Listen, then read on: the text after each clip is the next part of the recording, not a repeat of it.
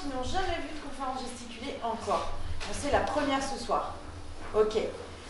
Alors j'explique un petit peu rapidement. C'est un outil qui a été développé ces 15 dernières années dans un mouvement qui s'appelle l'éducation populaire politique. C'est un objet scénique que là, 9 stagiaires viennent de passer 4 semaines à construire.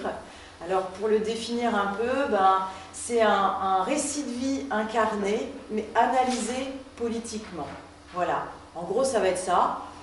On va vous laisser découvrir, vous allez voir, c'est plutôt un outil de gauche, c'est plutôt un outil radical de gauche. Voilà, ça se situe clairement dans ce mouvement-là. Et donc là, comme le disait très bien Delphine, c'est leur premier passage public. Donc c'est chouette que vous soyez là, n'hésitez pas après les confs si vous en voyez d'autres. Donc il y en a 2 ce soir, il y en a 4 demain et encore 3 dimanche. Donc n'hésitez pas à revenir, en parler aussi autour de vous si vous le souhaitez.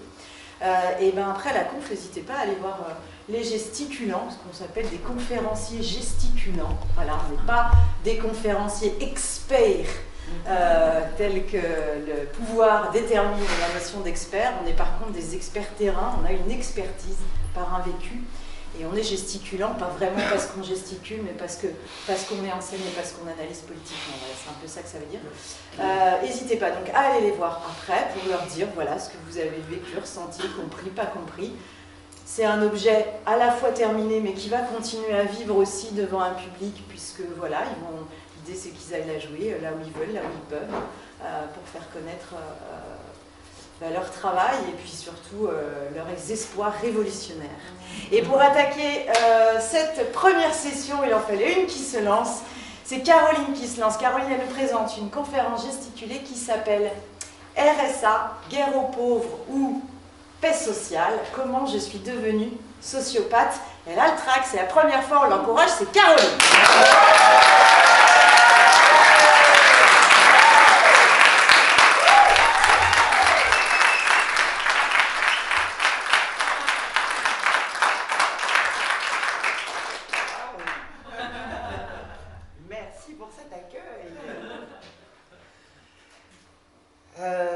Faut quand même que je vous dise quelque chose.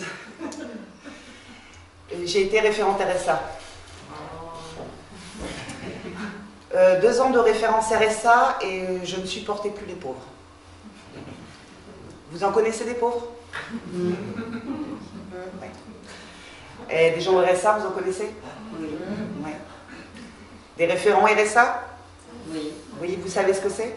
Non. Ouais. Alors, pour ceux qui ne savent pas, c'est quelqu'un qui vous appelle une fois et qu'on ne revoit plus. Dans le meilleur des cas. Ça, c'est quand ils ont décidé de vous laisser tranquille. Donc, ce qu'il faut savoir, c'est que quand vous êtes au RSA, la première des injonctions, c'est de contractualiser. Donc, vous allez devoir signer un contrat. Alors, un contrat d'engagement réciproque avec un travailleur social, donc un référent RSA, ou un PPAE, un projet personnalisé d'accès à l'emploi, que vous allez donc signer avec un conseiller Pôle emploi. Alors quand je dis que c'est la première injonction, vous aurez bien compris que c'est parce qu'il y en a d'autres. Alors 2 ans de référence RSA, et non seulement je ne faisais pas fructifier mon capital humain, ni celui des allocataires d'ailleurs, mais j'étais en train de perdre toute empathie. Alors j'aime bien cette idée de capital humain parce que, à mon avis, le type qui a inventé ça s'est dit, si on veut que les gens qui n'ont pas de capital adhèrent au capitalisme, il faut leur faire croire que leur capital c'est eux. Et ça marche. Ça marche, c'est ce qui fait que ceux qui n'ont pour seul capital que leur force de travail et leur capacité d'adaptation fustigent ceux qui n'auraient pas le goût de l'effort. C'est le terreau du ressentiment. Et comme on est dans un système vertical, c'est plus facile de faire redescendre la pression vers le bas. Alors le ressentiment, c'est sur les plus petits qui s'expriment. Et c'est ce qui m'est arrivé quand j'étais référente RSA. Alors quand mon contrat s'est terminé, j'ai eu besoin de poser tout ça, de réfléchir, et je me suis inscrite à la fac. Alors je me lève tous les matins avec une petite chanson dans la tête, c'est gai. Ça dépend, des fois c'est que du Michel Sardou. Mais là, un matin d'avril 2019, je me réveille de bonne heure, il fait beau, je suis de bonne humeur, j'ai ma petite chanson dans la tête, sympa. Et je me prépare à aller rencontrer un référent RSA que je vais interroger dans le cadre de mon Master 2. Alors je travaille sur la relation d'aide dans le champ de l'insertion socio-professionnelle. Mon questionnement, c'est est-ce qu'il y a encore une place pour le social dans le dispositif RSA et comment les référents arrivent à établir une relation avec des personnes qui sont contraintes d'être accompagnées. Donc j'arrive à mon rendez-vous, on commence l'entretien, on parle de la contrainte et il me dit que oui, effectivement, les personnes, la première fois qu'elles arrivent, elles sont obligées d'être là, mais que rapidement, finalement, elles trouvent un intérêt à rencontrer un référent et que du coup, ça se passe plutôt bien. Mais bon, il y a toujours des réfractaires, ceux qui ont des problèmes un peu psy. Je vois ce qu'il veut dire, de quoi il veut parler. Pas vraiment. Ceux qui politisent un peu tout. Alors là, ma petite chanson, elle me revient dans la tête. Macron nous fait la guerre, et sa police aussi. Et nous, on est des terres à bloquer le pays. Ouais, parce que moi, depuis le mois de novembre, tous les samedis, je me mets fringues de manif. Alors, je ne mets pas le gilet jaune parce que je ne suis pas très portée sur les couleurs vives. Mais depuis que je me suis fait exploser une godasse par une grenade de désencerclement, je mets des fringues auxquelles je ne tiens pas trop. Parce que j'aime bien les fringues, alors j'y fais attention. Enfin, bon. Quand je dis que j'aime bien les fringues, en réalité j'aime bien les dentelles et les froufrous. Et c'est souvent des matières inflammables. Alors il ne s'agirait pas de partir en torche humaine sur la manif, même si ça pourrait avoir de la gueule. Hein. Mais bon, ça canarde en manif. Hein. Non, là, face au gars, c'est plutôt mon costume de sociopathe que j'ai envie de mettre. Un mix entre Mary Poppins, Morticia Adams et Xena la guerrière. Vous voyez, la fille gentille mais qu'il ne faut pas trop pousser, quoi. À ce moment-là, je gagne 20 balles de plus que le RSA. Je touche l'allocation spécifique de solidarité, la fin de droit du chômage. Et j'ai l'impression de tout politiser. Et puis c'est marrant parce que moi, quand j'étais référente RSA, en fait, j'en voulais aux allocataires de ne pas être assez politisés, justement. Je leur en voulais d'accepter, baisser la tête, courber les chines. Ouais, 2 ans de référence RSA et j'allais pas bien du tout. C'est peut-être parce que quand j'étais petite, j'aimais bien aider les autres. Et puis, j'avais rencontré Sally, qui était éducatrice spécialisée et que j'aimais beaucoup. Et je crois d'ailleurs que c'est elle qui m'a donné envie d'être éduque. Alors, quand j'ai eu mon diplôme, déjà, c'était une revanche sur les profs qui m'avaient toujours dit que je ne ferais jamais rien de bien. Mais surtout, j'allais réaliser mon rêve. J'allais travailler avec ceux dont personne ne veut. Les réconcilier avec l'humanité. I believe I can fly. Mary Poppins. Bon, ça n'a pas duré. On m'a vite demandé de faire autre chose, hein, de conformer, de faire rentrer les gens dans des cases, transformer les situations en chiffres. Alors au début j'ai dit non.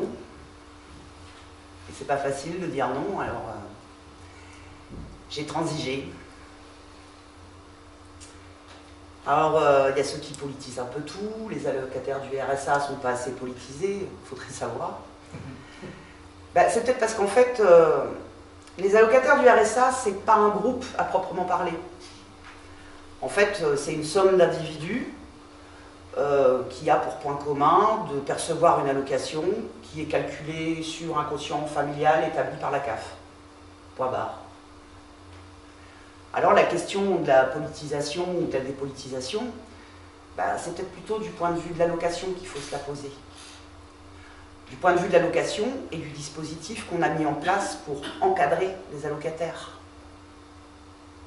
Et puis même pour aller plus loin, et si vous le voulez bien, on va cheminer là-dessus ensemble pour l'heure qui vient, La vraie question, c'est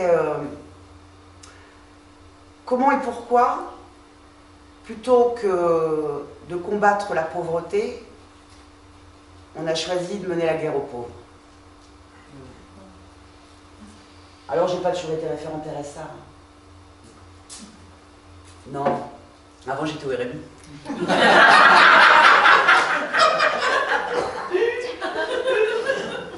RMiste, on disait à l'époque. Mais RMiste bien, hein. Je cochais toutes les bonnes cases. Hein. J'étais jeune, je venais d'avoir mon diplôme d'EduxP. Ma situation ne pouvait être qu'involontaire et transitoire. Et c'est comme ça qu'on distinguait les bons chômeurs des mauvais chômeurs jusque dans les années 1980, quand leur situation était involontaire et transitoire. Après, on a inventé les inemployables. Mais bon, cette distinction-là, elle est pas nouvelle. Hein. En 1887, le pasteur Robin, donc, qui intervient devant une assemblée de sénateurs, à laquelle il va présenter une loi contre le vagabondage et la mendicité, déclare « Cette distinction que nous demandons qu'on fasse est facile à établir. La pierre de touche pour discerner le vrai pauvre du mendiant est le travail exigé. Le vrai pauvre l'accepte avec reconnaissance, le paresseux le refuse, il s'éloigne et ne revient plus. » Alors la sociologue Colette Beck nous explique que, en fait, encore à cette époque, la population est traumatisée par la Commune de Paris qui a eu lieu en 1871. Oui. Elle parle même de traumatisme collectif. Je veux bien croire que 72 jours d'insurrection ouvrière, ça ait marqué les esprits. Au sortir d'une guerre contre la Prusse qui a plongé le pays dans la famine, des ouvriers et des ouvrières font le siège de Paris.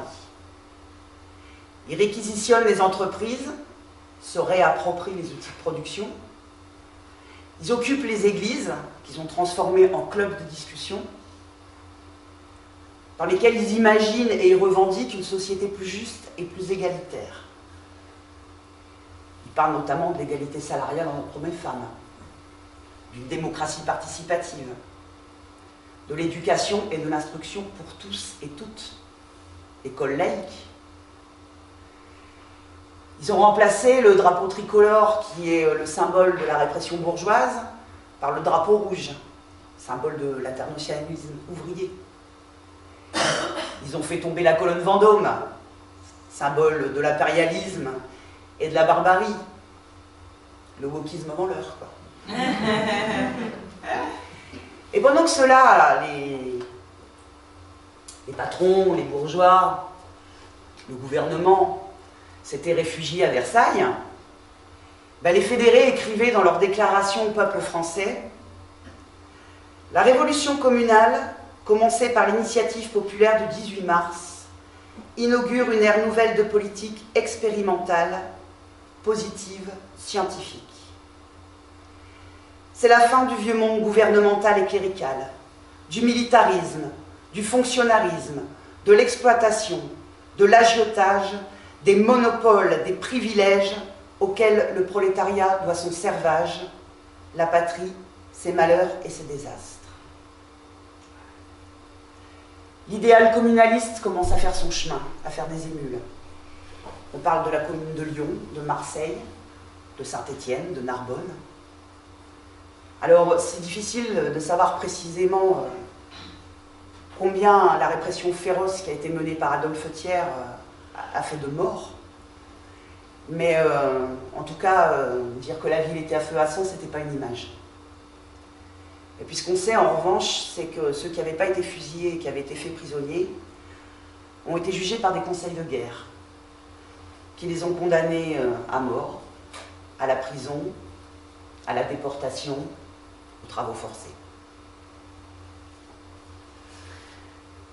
Alors on voit bien, dans ce que nous dit Colette Beck, que d'avoir construit la basilique du Sacré-Cœur sur la butte Montmartre, là où avait commencé l'insurrection, sur les cendres fumantes de la seule vraie révolution prolétarienne qui a eu lieu en France, ça n'est pas calmer les craintes de tous ces bourgeois, puisqu'elle note que la lutte contre les marginaux, les hors-contrats, les voleurs et les incorrigibles rassemblent.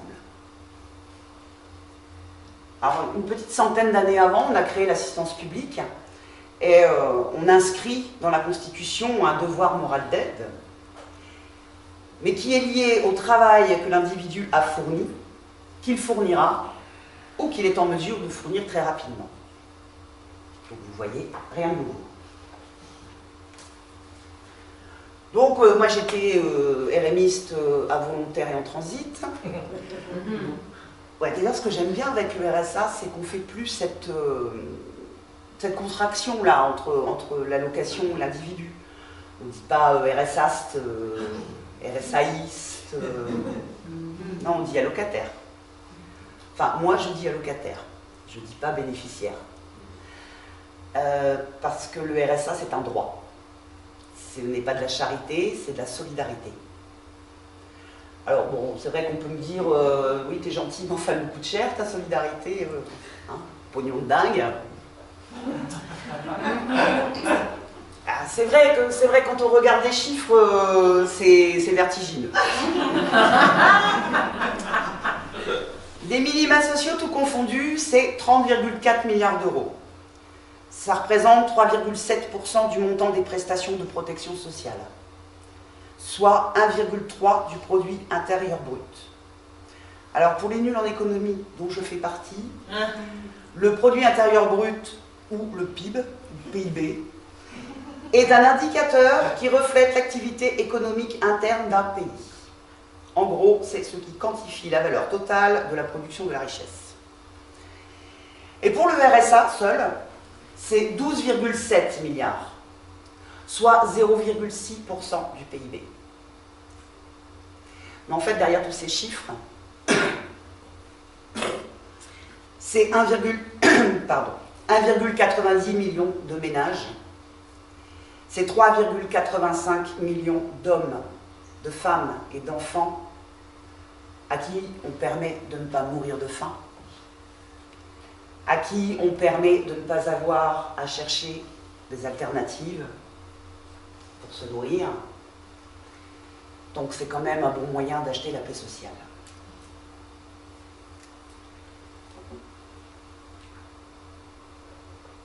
Avant d'être au RMI,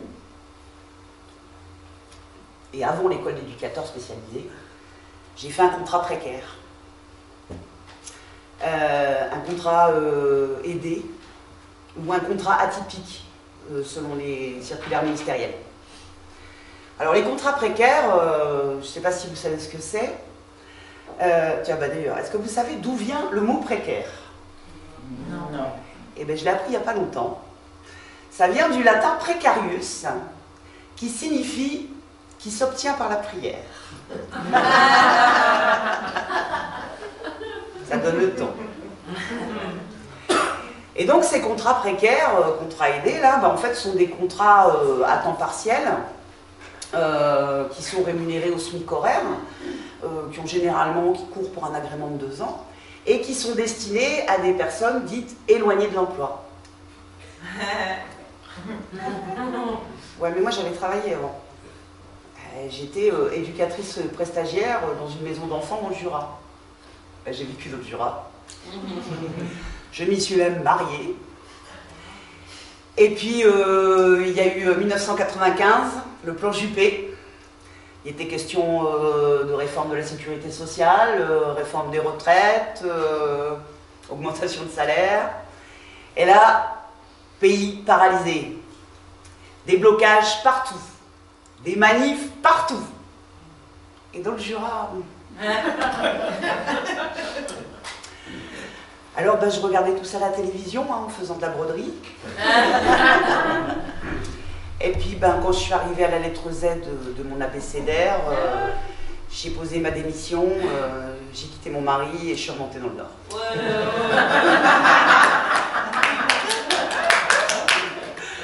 J'aime bien le Nord.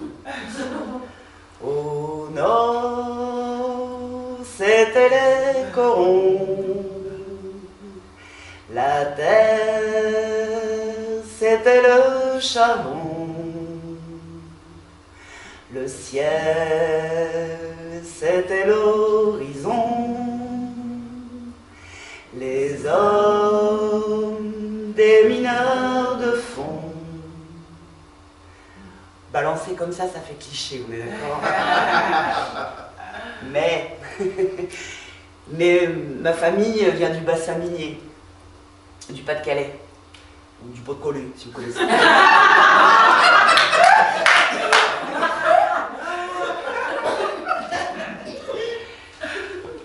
Et dans la famille de ma grand-mère, tous les garçons étaient mineurs.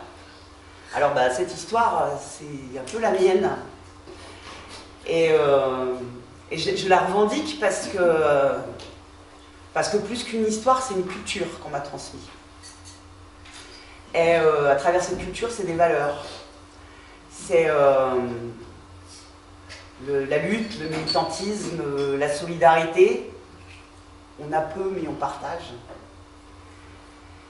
Et puis c'est dans cette famille aussi où j'ai appris que oui, il fallait émanciper le travail, mais que le travail était aussi un facteur d'émancipation.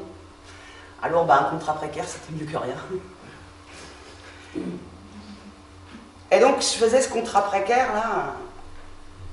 Alors Michel Hauthès pointe au moins deux critiques. Michel Hauthès, c'est un sociologue.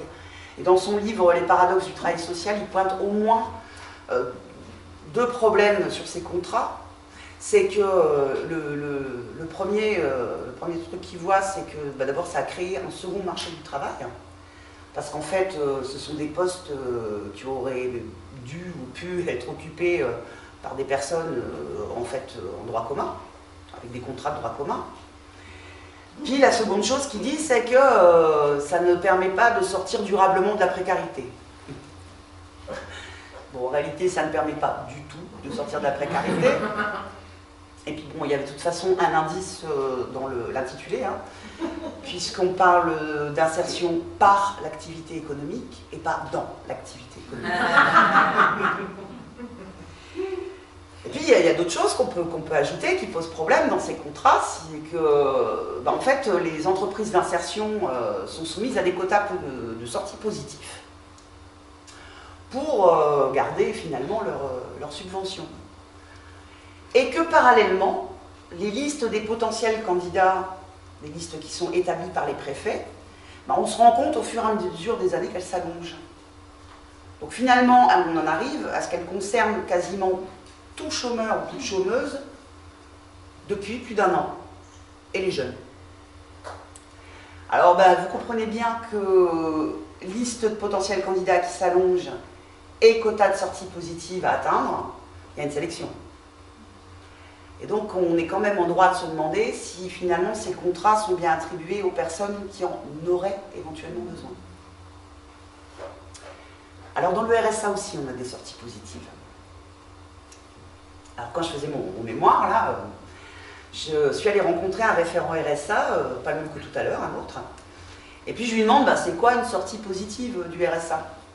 Parce que c'est vrai que quand on fait une recherche, c'est bien de poser des questions faussement naïves, parce que sinon il y a des choses qui ne seraient jamais dites. Et donc là, il commence à énumérer, il me dit, il y a la reprise d'emploi, le basculement sur l'allocation adulte handicapé, l'ouverture de droit à la retraite, les décès. Là, c'est une sortie tout court. Hein.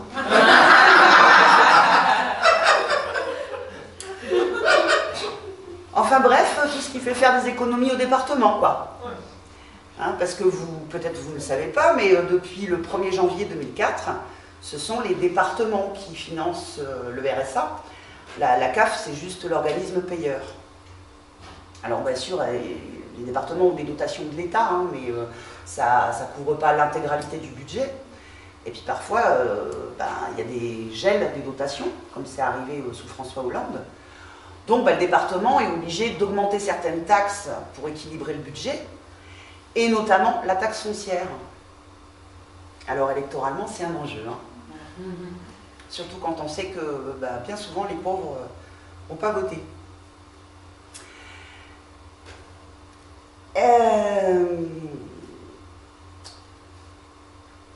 aussi parce qu'il finance que le département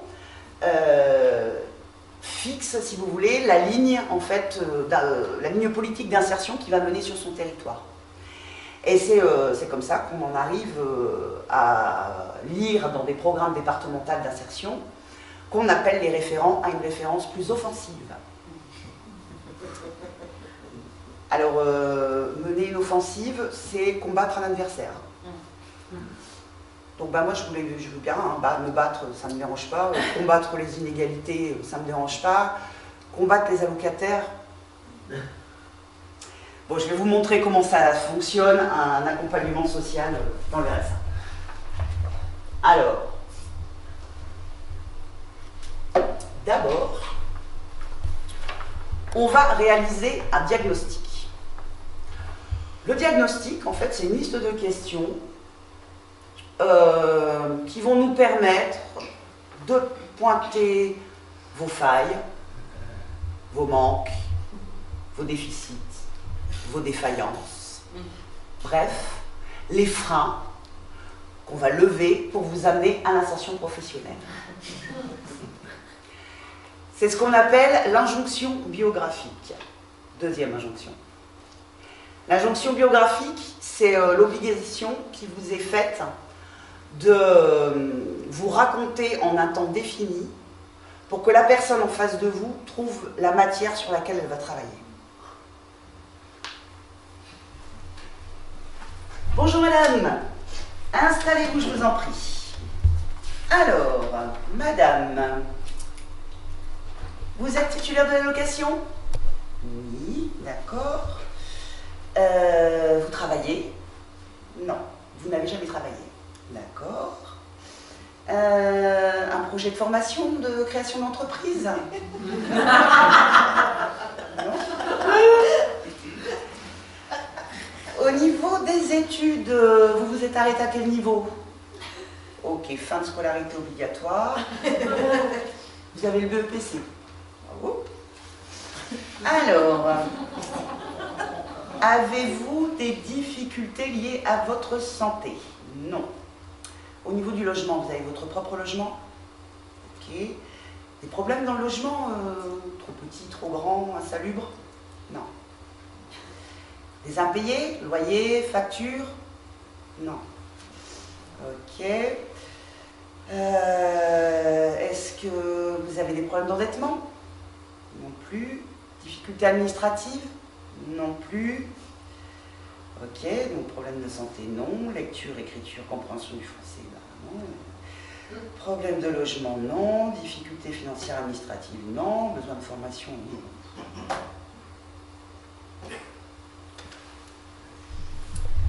Je suis embêtée.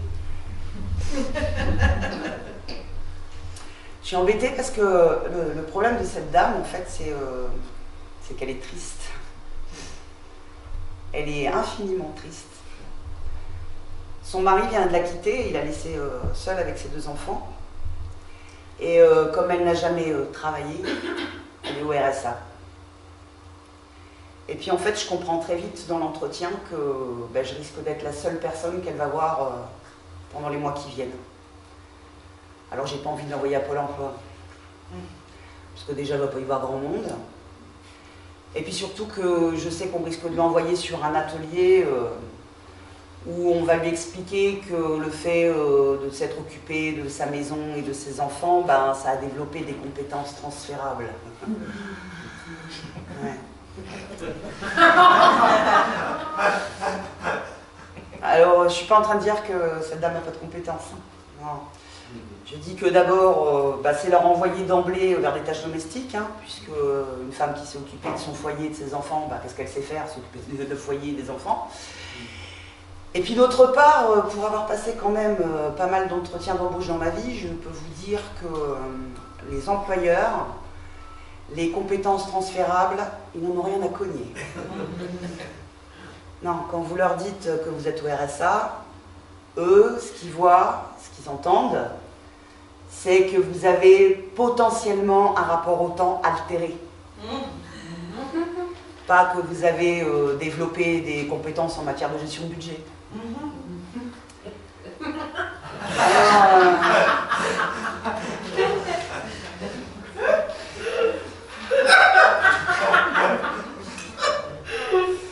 Alors, j'ai pas triste. J'ai pas désemparé dans mon diagnostic.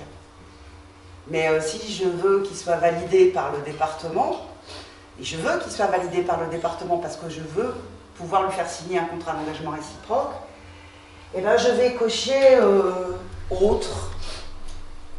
Et puis, bah, comme on me demande de préciser, je vais mettre bien social. Et puis, bah, mon diagnostic, il revient validé. Donc, je revois cette dame pour signer le contrat d'engagement réciproque. Installez-vous, madame, je vous en prie. Alors, donc on était parti sur lien social. Hein. Alors, je prends ma nomenclature. Et oui, j'ai une nomenclature.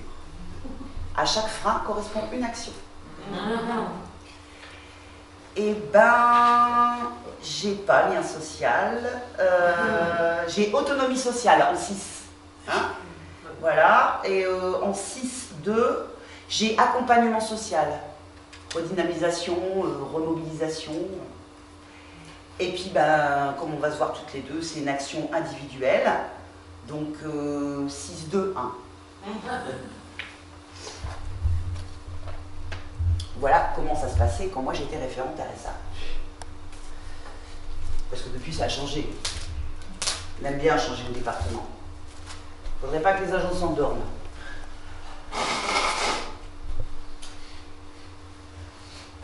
J'aime bien le Nord, mon sans rhume.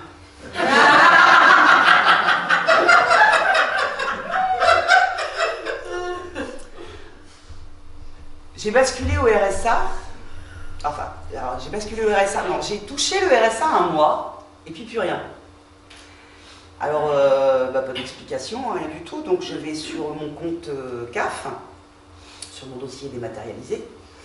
Et là, j'ai un message laconique, comme quoi, effectivement, mon droit au RSA est suspendu, mais aucune explication. Donc, j'envoie un mail, et puis, je demande une explication. Et puis, la réponse se fait attendre. Donc, je retourne sur mon dossier, et je vois qu'il y a un numéro que je peux appeler le 3220. Je pose le 3220.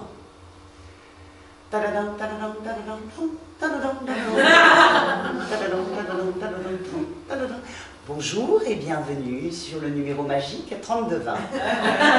Veuillez nous indiquer le service ou l'entreprise que vous souhaitez contacter. CAF. Vous souhaitez contacter la CAF. Nous vous indiquons que désormais le numéro pour contacter la CAF est le 3263. Ok. Je compose le numéro magique 3263.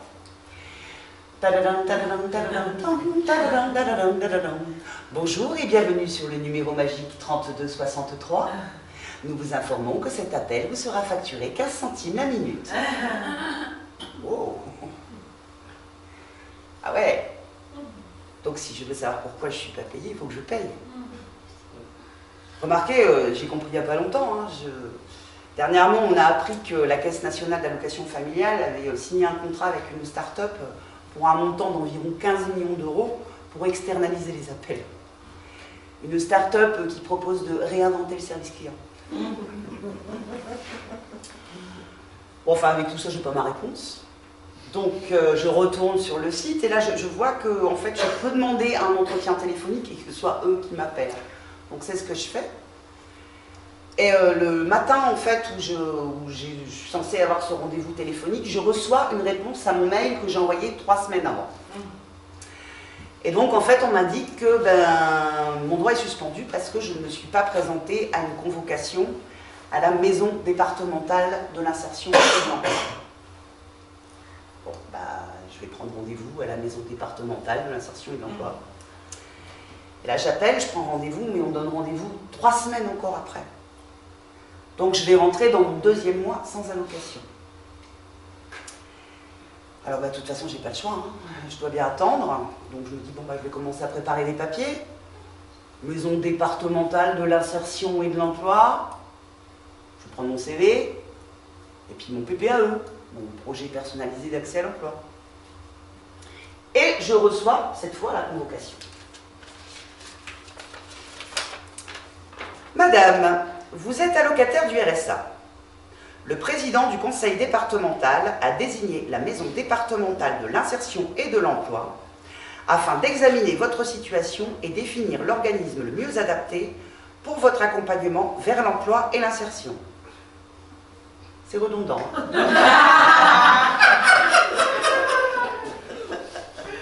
Lors de cet entretien, vous établirez un contrat d'engagement et d'orientation afin d'élaborer ensemble un projet personnalisé d'insertion sociale et professionnelle adapté à vos besoins et de vous accompagner dans vos démarches administratives au regard du RSA.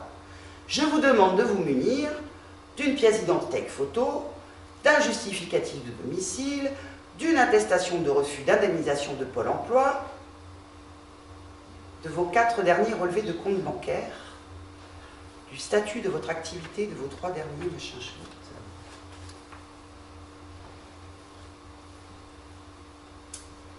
Pas de CV, pas de PPE. Je vous cache pas que ce courrier m'a chamboulé. J'ai même pas eu envie de mettre mon costume de sociopathe. Moi, j'avais juste une grosse boule dans la gorge, là, comme quand on a envie de pleurer puis que ça sort pas. Mais bon, j'ai préparé mes papiers et puis je me suis rendu à cette convocation. First I was afraid, I was petrified. I will survive, I will survive.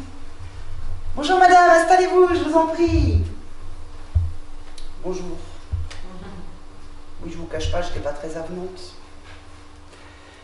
Alors madame, on va faire un point sur votre situation. Vous avez des projets? Oui, oui, j'ai des projets, oui, à 50 ans presque. Ce serait dommage de ne pas avoir de projet. Oh, mais madame, il ne faut pas croire ça. Vous savez, moi je rencontre des personnes de 50 ans ou même plus qui n'ont pas de projet. Hein. Le projet, 3e injonction. Ah, ils n'ont pas de projet. Vous êtes sûr?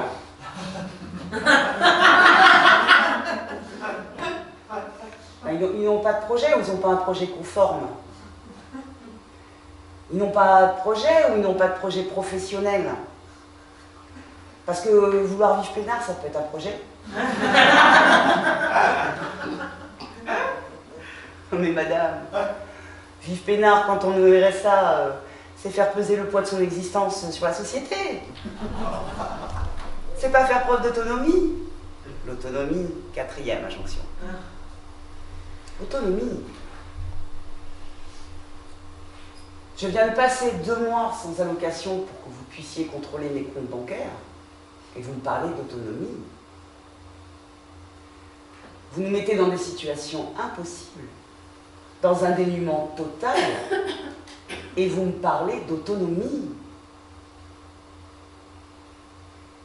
C'est le sociologue Vincent Goldjack qui pointe ce paradoxe dans l'insertion. À la fois de devoir prouver son dénuement et à la fois de montrer qu'on est autonome. Je me suis déjà retrouvée dans des situations embarrassantes. Hein. Et je me suis déjà retrouvée en culotte au milieu d'un bistrot. J'avais une jupe portefeuille et un bracelet réglable. Là, vous savez, les bracelets qui ne font pas complètement. Et en voulant saluer un copain, j'ai accroché ma jupe avec mon bracelet. Tout ça sur du Dalida. La mistinguette, je suis comme le bon Dieu m'a fait, et c'est très bien comme ça. On est d'accord, c'est gênant. Mais des situations humiliantes, j'en ai pas vécu beaucoup, et heureusement d'ailleurs. Mais un jour, je suis allée chercher un colis alimentaire au centre communal d'action sociale à côté de chez moi. Et là aussi, on m'a dit, m'a demandé de faire preuve de mon dénuement. Là aussi, il a fallu que je prouve que j'en avais vraiment besoin. Eh, sérieusement, il s'est passé quoi dans la tête du type là, qui s'est dit non, non, on va leur demander de prouver qu'ils en ont vraiment besoin. C'est jamais. Des fois qu'ils préféreraient venir quémander leur nourriture plutôt que d'aller faire leurs courses comme tout le monde.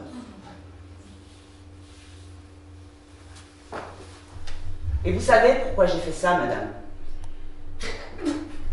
Par fierté, pour ne pas demander à mes parents, pour être autonome.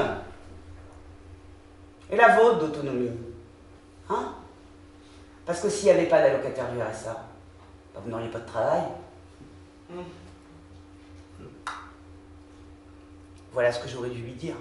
Je ne l'ai pas dit. Voilà ce qu'on aurait pu me dire, ce que j'ai entendu plein de fois, mais qu'on ne m'a jamais dit à moi.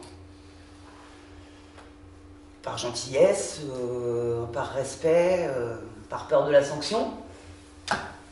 Bah ouais, parce que nous, en tant que référents, on n'a pas le pouvoir de suspendre des allocations, mais on a un rôle d'alerte auprès du département. C'est-à-dire que quand les allocataires ne respectent pas leurs obligations, on doit le signaler au département qui, lui, va prendre des sanctions. Vous savez quoi? Elle m'a même pas contrôlé.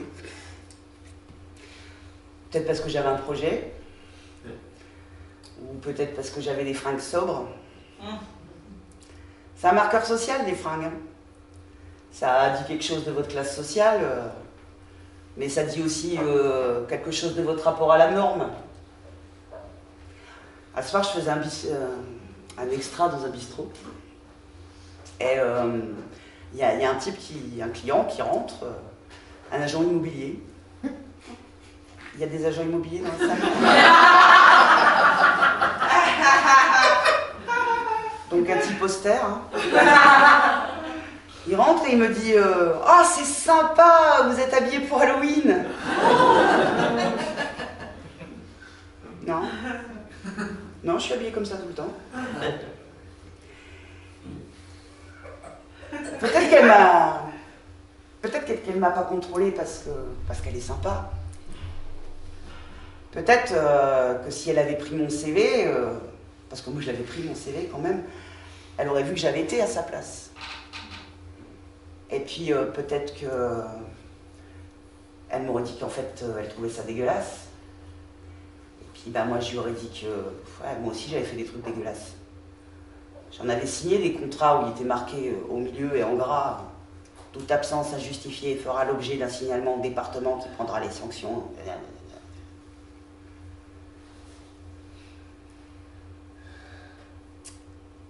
J'ai eu un contrôle une fois. Un contrôle de la CAF.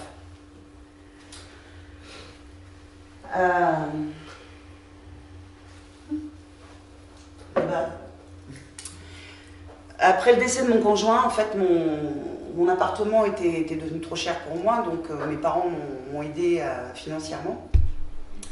Et puis j'ai fait parallèlement une demande d'allocation de logement. Et alors tout ça, ça a dû, je ne sais pas, affoler mes algorithmes. Oui, parce que c'est comme ça que ça procède la CAF, hein, c'est par ce qu'on appelle le data mining. C'est-à-dire qu'il y a un certain nombre d'indicateurs plutôt obscurs qui calculent en fait votre potentiel fraudeur. Et quand vous arrivez à une note proche de 1, bah, ça déclenche un contrôle. Donc c'est comme ça qu'un matin, j'ai eu une dame qui est arrivée chez moi, une dame de la CAF. Bon, j'avais été prévenue, hein, j'avais reçu un courrier avec tous les papiers à préparer, mes comptes bancaires. Mais bon, comme elle était arrivée un petit peu en avance, bah, je n'avais pas fini mon café, donc je lui en ai proposé un. Elle s'est raidie comme ça. Non. J'avais bien compris que c'était pas une visite de courtoisie, hein. Mais c'est quand même la seule fois dans ma vie où j'ai eu l'impression de tenter de corrompre un fonctionnaire.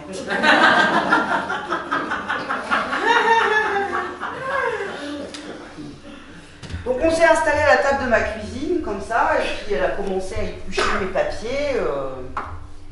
Et puis elle jetait des petits regards comme ça sur le côté de temps en temps.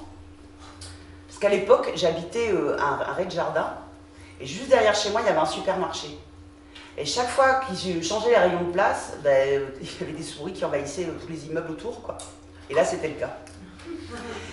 Et donc, il y avait des souris comme ça qui traversaient la cuisine pour aller chercher des croquettes dans la gamelle de ma chienne. Et elle regardait comme ça, et elle aimait pas. Mimi, petite souris, je t'en supplie, sors de ton trou. Alors, au bout d'un moment, elle a craqué. Et elle me dit, le chien ne dit rien.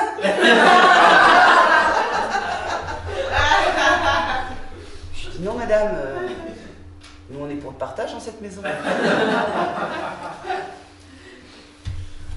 J'ai été frappée quand j'ai fait mon premier Master 2, moi j'ai fait une collecte de Master 2, où là j'interrogeais les allocataires du RSA. J'ai été frappée à quel point ils avaient intégré la nécessité du contrôle. De la façon dont ils le justifiaient. En disant, mais c'est normal madame, il y a tellement d'abus, il y a tellement de fraude. Alors, bah, on va pas se mentir, hein, la fraude, ça existe. Selon les chiffres officiels de la CNAF, la fraude, c'est 1% des 4 millions de ménages contrôlés. En 2021, ça représentait 309 millions. La même année, la fraude fiscale, c'était environ 88 milliards. Alors, on va essayer de faire c'est un test. Hein. Tu veux bien m'aider, Véro? Merci. Tu tiens ça. Là, on est... Wow. Là, on est à 30, là 30 cm. Ouais, 30 cm. Mince. Voilà. 30 cm. Je coupe 10 pour être à peu près... Enfin, à la louche, hein, mais à peu près. Voilà. Merci, Véro. Ça, on s'en fout, c'est une chute. Fraude aux prestations sociales, fraude fiscale. Et pendant qu'on développait le data mining et les contrôles systématiques, eh ben, le gouvernement supprimait environ 3000 postes de contrôleurs des impôts. C'est un choix de société. Ce qui m'avait frappé aussi pendant ce travail de mémoire, c'est que bah, non seulement ils avaient intégré effectivement qui justifiait complètement le contrôle et qu'ils avaient intégré cette nécessité de contrôler, mais ils avaient aussi intégré l'identité négative qu'on leur assigne. Un jour, je vais faire des courses donc, au supermarché derrière chez moi, là.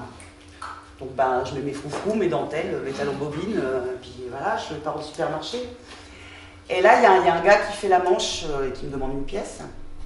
Donc ben, je lui dis non, désolé. Dans ces cas-là, je m'excuse d'être pauvre. Et il marmonne un truc comme ça, puis il me crie de loin bourgeoise.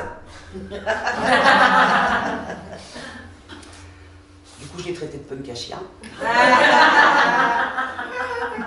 On peut être pauvre et avoir des préjugés. Hein. Le problème, c'est que ce type, en fait, il avait intégré l'idée que quand on est pauvre, il faut le porter sur sa mine.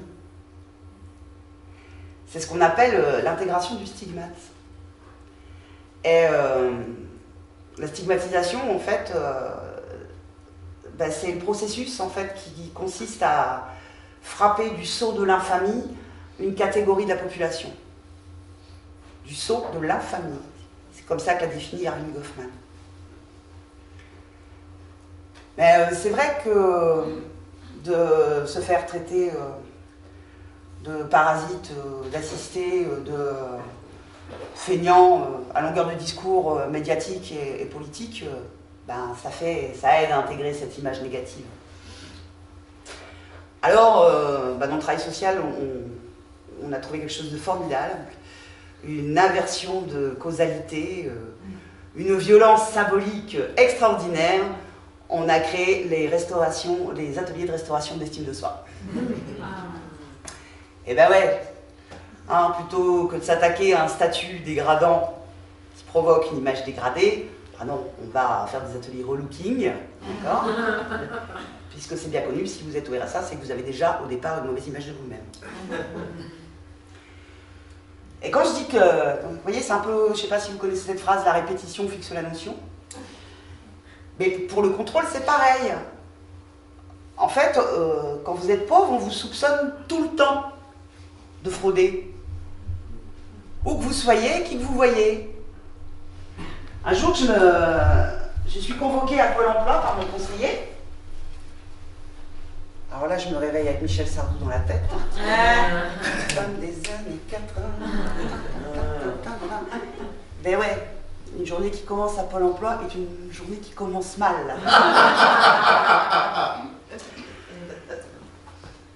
Et pourtant j'ai des bonnes nouvelles. Je vais rentrer en 3e année de doctorat de sociologie. Je donne quelques heures de cours à la fac. Je fais aussi des vacations pour le rectorat. Tout va bien, quoi. Et là, je vois qu'il s'assombrit comme ça, puis il me demande comment je déclare mes vacations. Je les déclare à réception de fiches de paye. Et donc, pour la fac, on est payé en une fois, et souvent bien longtemps après avoir fini les interventions. Il me dit que ça ne va pas du tout. C'est pas du tout comme ça qu'il faut faire. Je dois déclarer mes heures chaque mois. Mais si je déclare mes heures chaque mois et que j'ai pas de fiche de paye, je ne peux pas prouver. Et donc j'ai pas mon allocation. Donc j'ai ni mon allocation ni de salaire. Ah ouais, il comprend bien, mais c'est comme ça. Et puis le mois d'avant, j'ai travaillé 2 heures. Et en fait, j'ai le droit de cumuler mon salaire avec mon allocation pendant 3 mois. Et 2 heures, ça compte un mois. Donc il va falloir que je rembourse. Et puis là, en fait, ils vont remonter sur des mois et des mois. Alors lui, je pense pas qu'il croit que je fraude. Je crois qu'il est convaincu de ma bonne foi. Par contre, les courriers de Pôle emploi que je vais recevoir pendant les mois qui suivent, on ne parle que de fraude et d'omission. Et en fait, je vais me battre pendant presque 6 mois avec eux pour qu'ils reconnaissent au moins qu'il n'y a ni fraude ni omission. Pour autant, je vais rembourser quasiment l'intégralité de ce que j'ai gagné, puisque Pôle emploi estime que c'est une dette. Et donc, il faut que je rembourse ma dette. Et parlons-en de la dette.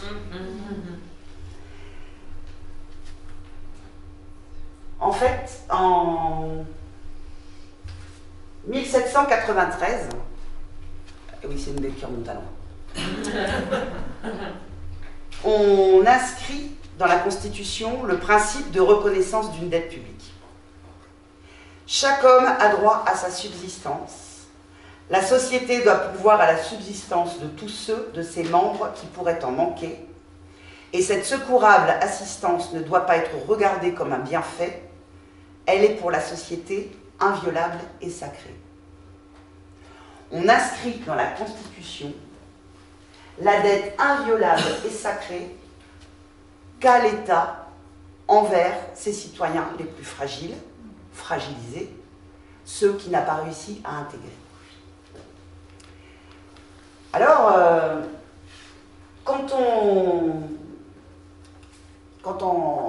le gouvernement socialiste en 1988 met en place le RMI, pardon, finalement, il semble honorer cette dette inviolable et sacrée. Mais on peut aller un petit peu plus loin, même en disant qu'il est même en train de rembourser la dette qu'il a lui-même creusée. Parce que ce gouvernement s'est fait élire en 1981 sur un programme de nationalisation de grandes entreprises et de certaines banques. Et dès 1982, en fait, il va opérer ce qu'on appelle le tournant de la rigueur. Donc on est dans une situation, en fait, où effectivement le chômage a beaucoup progressé. On est dans une période d'inflation, avec une dévaluation du franc par rapport au Deutschmark. Et bien que certains économistes connus et reconnus fassent des rapports en disant que ce gouvernement a toutes les cartes en main pour jouer le plein emploi, eh ben, le gouvernement va s'appuyer, lui, sur la courbe de Phillips. je prends ma fiche l'économie pour les nuls. 1958, Alban Phillips, un économiste néo-zélandais, théorise la relation entre taux d'inflation et taux de chômage. Le principe, c'est ça. Lorsque le taux de chômage diminue, les salaires montent, et donc les entreprises augmentent les prix pour rétablir leurs marges. Inversement, les prix baissent quand le chômage augmente. Donc, pour conserver une certaine compétitivité sur le marché extérieur, le gouvernement va faire ce que Colomba et Cuvillier appellent dans leur BD le choix du chômage. Et donc va commencer déjà par fermer les entreprises qu'il a nationalisées, et puis va s'en suivre des vagues de licenciements avec un chômage forcément qui va devenir très très préoccupant, et la pauvreté qui réapparaît alors qu'elle s'était devenue finalement un phénomène assez résiduel pendant les 30 Glorieuses. Donc c'est en ce sens-là où je dis qu'il rembourse sa dette. Et en 1987, quand la loi portant sur le RMI est présentée à l'Assemblée, le principe de l'allocation fait l'unanimité. Le point de dissension, c'est sur le contrat d'insertion.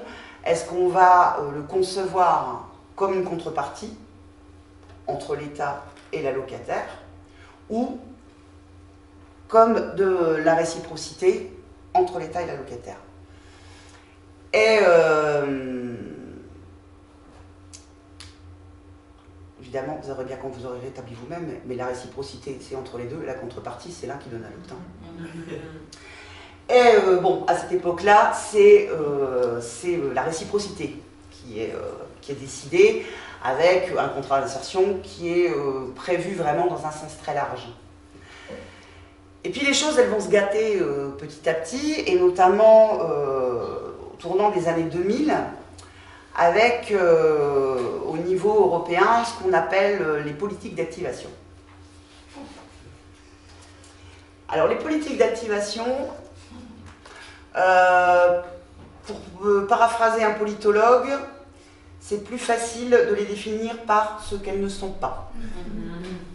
Ce ne sont pas des politiques sociales. On peut aussi les définir par un slogan, se bouger pour s'en sortir. Et sinon, il y a la définition de Loïc Vacan dans Punir les pauvres, qui me semble assez proche de la réalité. Les politiques d'activation, c'est une gestion de la pauvreté qui vise au redressement autoritaire des comportements des récalcitrants. Alors, dans ces politiques d'activation, il y a la flexicurité et le workfare. Le workfare. Alors, le workfare, c'est inventé en 1968 par un pasteur américain, James Charles Evers, qui se dit que finalement, avoir les prestations sociales, c'est trop facile, et que donc ça conduit les pauvres à en abuser. Et que donc, ce serait bien, en fait, de soumettre, de conditionner l'allocation à la recherche d'un emploi, à l'entrée en formation ou à la participation à des enseignements. C'est exactement ce principe que Martin Hirsch a choisi pour mettre en place le RSA. Et donc, on voit bien que là, on est dans une inversion de la dette, puisqu'on passe effectivement d'une idée de réciprocité à une idée de contrepartie, puisque c'est à l'allocataire, dans son comportement et dans sa conformation, qui va venir rembourser, en quelque sorte, l'allocation qu'il perçoit. Je reviens à mon conseiller. Parce que ce n'est pas le seul problème. Non, il y a un autre problème, c'est que la sociologie, ce n'est pas un secteur porteur. Donc, ce serait bien que je fasse un bilan de compétences pour réfléchir à ma reconversion professionnelle.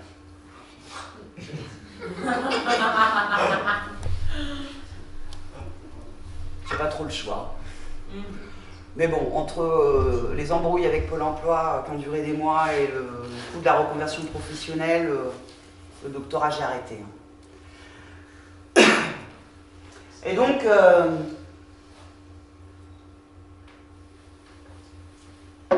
je me suis rendue là à ce bilan de compétences. Et donc j'arrive dans un immeuble là dans le centre-ville. Je ne sais pas si vous avez déjà vu, ce sont des immeubles en fait où il n'y a que des bureaux à louer. Donc ils louent ça à la journée, à la semaine, au mois, donc vraiment un truc complètement impersonnel. Et vous arrivez là, et il y a un immense tapis, et écrit comme ça au milieu, « Enjoy your business ».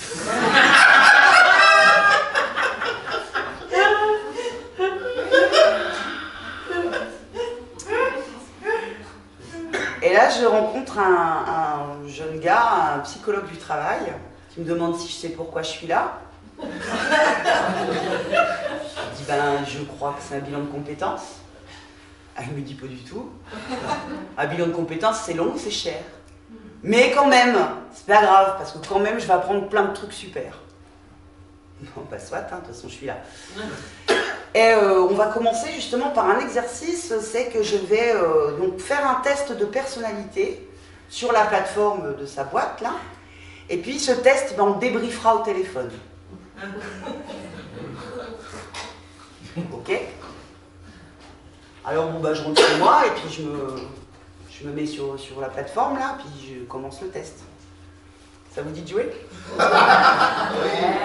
Allez.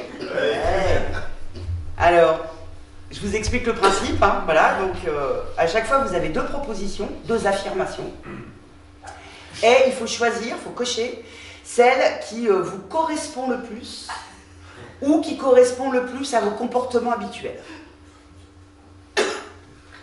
On y va? Ouais. Ça ne me dérange pas de respecter les règles, j'aime bien demander l'avis des autres avant de décider. Qu'il a une? Qu'il a deux? Ok. Je garde la tête froide en toute situation.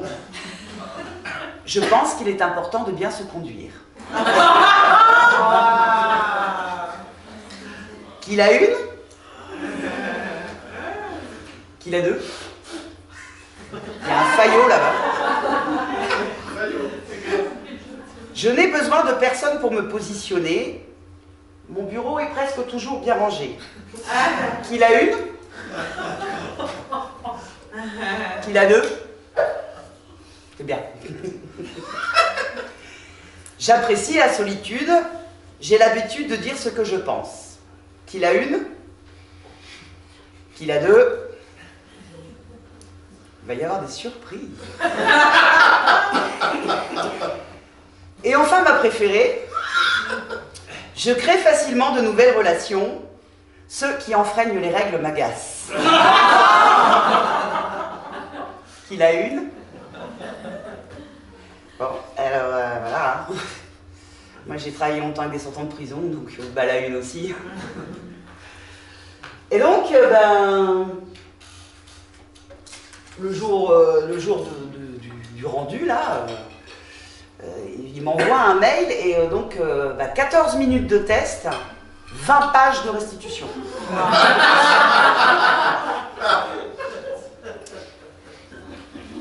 Il y en a qui feraient bien de s'accrocher. Hein.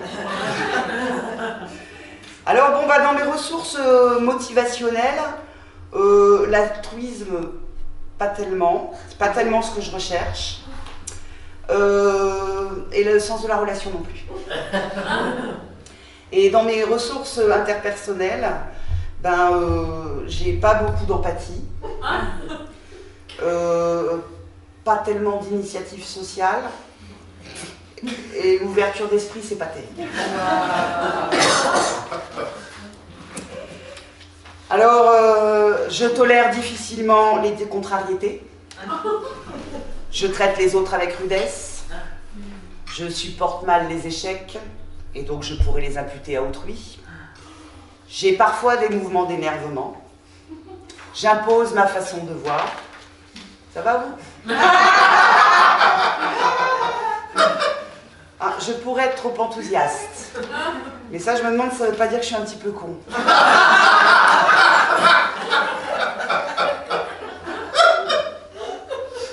Enfin, je découvre, et un bon nombre d'entre vous découvre en même temps que moi que nous sommes sociopathes. Et je continue et je vois là qu'en fait, le métier qui me conviendrait le mieux, c'est poissonnière.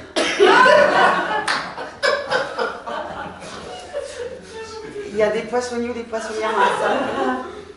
Non, je pense que vous avez déjà vu un couperet à saumon. Confier un couperet à saumon à un profil pareil, c'est irresponsable.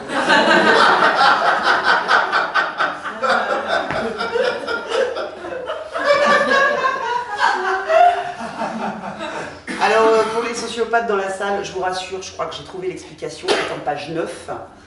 Hein, en fait, le problème, c'est que je n'idéalise pas le travail.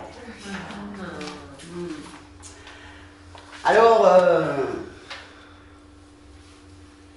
on en rigole, hein, mais j'en ai ri. Mais quand je le revois, ce psychologue du travail, je lui dis quand même que j'ai trouvé que c'était un petit peu violent, quoi. Il me dit non, faut pas que je prenne les choses comme ça, faut que je prenne ça comme un horoscope.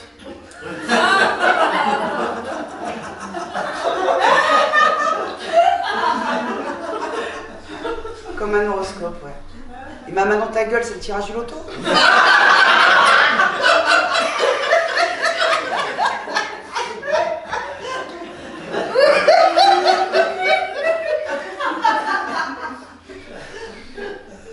Non mais vous vous rendez compte, quoi. Mais je veux bien, hein, c'est vrai que c'est difficile de justifier des choses pareilles sans dire des conneries, mais le problème finalement c'est de les justifier, quoi. C'est le problème, c'est d'exercer la violence à un moment de ne même pas la reconnaître et de la justifier. Et moi-même, hein, j'ai exercé la violence et je l'ai justifiée. Alors, mais comment c'est possible, ça? Comment on peut faire des choses comme ça? Alors, la première explication, hein, c'est, voilà, on la trouve dans plein d'études scientifiques, c'est que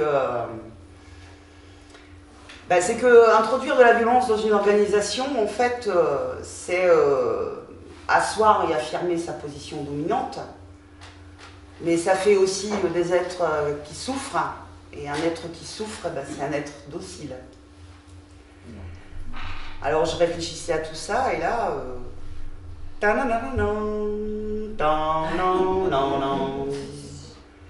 il m'est revenu une réplique de film.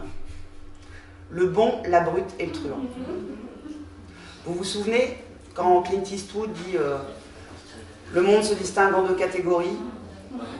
D'un côté ceux qui ont le pistolet chargé, de l'autre ceux qui creusent, et toi tu creuses. Et là je me dis, en fait, je pense que je préférais avoir le pistolet chargé. Et puis je pense qu'on est nombreux à préférer avoir le pistolet chargé. Enfin, avoir l'illusion d'avoir le pistolet chargé. Parce qu'en réalité, on creuse. Alors, en préparant cette conf, il y a un copain de formation, merci encore Ron Felipe, qui me dit, mais tu parles de paix sociale, et il dit, tu entends quoi par paix sociale? Alors sur le coup, la question m'a paru un petit peu... j'ai pas bien compris, ça me paraissait évident. La paix, c'est pas la guerre, quoi. Et puis, comme il est toujours bon d'aller questionner les évidences, je suis allée voir sur Internet. Et puis, j'ai tapé paix sociale, définition. Et là, je suis tombée sur un article de Nicolas Duvou, qui est un sociologue dont j'apprécie particulièrement les travaux. Je lui ai même demandé s'il voulait bien être mon directeur de thèse. Et l'article s'intitule « Faut-il vouloir la paix sociale ?» Waouh. Et donc, en fait, dans cet article, Nicolas Duvou, il explique, il part de la pensée de Spinoza, qui dit que l'absence de guerre, ça ne signifie pas forcément la paix véritable. Et Duvou nous dit que dans le système capitaliste, en fait, la paix sociale, c'est l'absence de conflit social. Et que c'est la domination faite d'un seul et pas le produit d'interaction. Que c'est la primauté du bien sur le juste. Et que le fait, en fait, que ce soit l'effet de la domination d'un seul, eh ben, ça exclut toute dimension collective. Et en excluant toute dimension collective, eh ben, on dépolitise l'idée même de justice. Et pourtant, cette idée de justice, cette réflexion, cette construction de la justice, elle doit être collective. Elle devrait être collective. Parce qu'il n'y a que cette idée construite ensemble, finalement, qui peut mener à la lutte pour l'égalité, qui seule peut nourrir une alternative réelle au capitalisme. Il n'y a que dans cette construction qu'on peut envisager de faire remonter la pression vers le haut, de retourner le bac, comme on dit chez les métallos. Alors pour conclure, je voudrais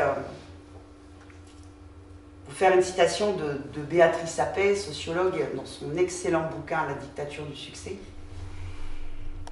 qui est une citation et qui, à mon sens, devrait résonner comme un avertissement. La violence de la mise en précarité reste le plus souvent prisonnière de la souffrance. Elle émerge parfois comme un cri. On est là, même si Macron ne veut pas, nous on est là. Pour l'honneur des travailleurs et pour un monde meilleur, même si Macron ne veut pas, nous on est là. Macron, il est suivant, hein.